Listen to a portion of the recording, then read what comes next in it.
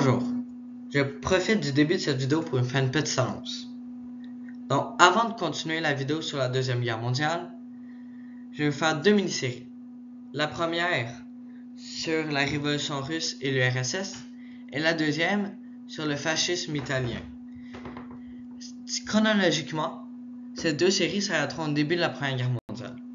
Et la vidéo que vous écoutez actuellement est la première de la série sur l'URSS. 1914. Début de la Première Guerre mondiale. Les Russes sont forcés dans la guerre et de nombreux paysans et prolétaires s'y font tuer. La perte des armes, des équipements et des troupes cause une inflation. Ces conséquences causent une famine chez les prolétaires, dont nombre de leurs meurent. Ils veulent arrêter la guerre, mais le tsar et le reste de la noblesse souhaitent la continuer. En 1917, la situation s'empire. Les prix augmentent d'environ 25% dans toute la Russie, les désertations se font nombreuses et les grèves se multiplient.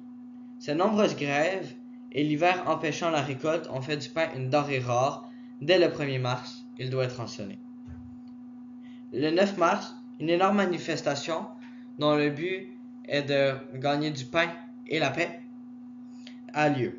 La police intervient et abat de nombreux manifestants. Le lendemain, les manifestants ripostent en attaquant et saccageant les postes de police. Le gouvernement envoie par la suite des troupes à Petrograd, place en état de siège et dissout l'Assemblée législative qui était déjà suspendue. Pour le moment, aucun des partis révolutionnaires n'a la puissance nécessaire pour prendre l'initiative. Cependant, tout va changer lorsque deux régiments de l'armée vont s'allier aux manifestants du faubourg de Vyborg.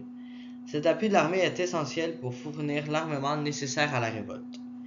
Quelque temps après, Petrograd est aux mains des insurgés, qui élisent un comité provisoire dans le but de restaurer l'ordre. Cependant, comme en 1905, un soviet, un groupe de députés mencheviks, a été élu, les bolcheviks décident de s'y rallier. Le soviet désigne un comité composé de mencheviks et de bolcheviks et reconnaît la légitimité de ce gouvernement à une condition. Ce gouvernement devra appliquer un programme démocratique ayant son accord. Ce compromis marque donc le début d'un double pouvoir avec deux partis ayant une vision complètement différente de l'avenir de la Russie. J'espère que vous avez apprécié cette première partie de la mini-série sur la Révolution russe. Et si oui, n'hésitez pas à la liker, à vous abonner et à activer la cloche pour ne pas rater les futures vidéos. Merci de m'avoir écouté et au revoir.